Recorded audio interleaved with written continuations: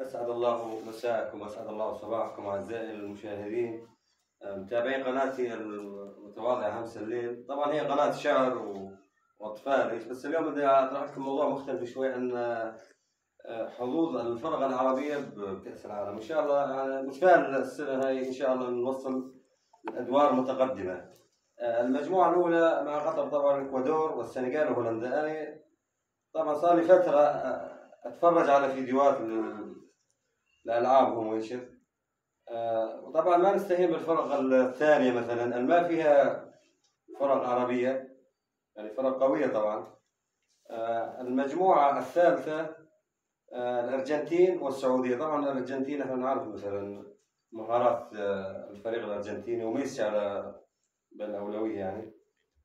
المجموعة الرابعة وقعت مع فرنسا واستراليا والدنمارك وتونس. طبعا أنا أحس المجموعة هاي أقوى من المجموعة الثالثة. بالنسبة للمجموعة الخامسة طبعا ما فيها فريق عربي، بس مجموعة متفاوتة مثل إسبانيا، ألمانيا، اليابان، ثلاث فرق قوية. كوستاريكا هي زيادة يعني شوي يعني مقبولة يعني. بس احنا ما نستهين بالفرق، أحيانا الفرق الضعيفة بالمواقع مثلا تثبت جدارتها أكثر من الفرق القوية. ليش؟ لأنه جاية مشحونة وجاية مثلا حاطة أمل إنه بدها توصل مثلا لدور الثمانية أو دور نصف النهائي أو دور أو للنهاية حتى يعني. وطبعا كنا نتذكر مباراة كوريا وألمانيا يعني. المغرب مع مجموعة بلجيكا وكندا وكرواتيا. كرواتيا أحس إنه مثلا فريق قوي ويعني ويثبت جدارته بالملاعب يعني. طبعا المجموعة السابعة ما بها ولا فريق عربي، بس مجموعة بها البرازيل، والبرازيل أكيد احنا يعني غنية عن التعريف يعني. المجموعة الثامنة ما فيها فريق عربي أيضا، البرتغال وغانا والأوروغواي وكوريا الجنوبية.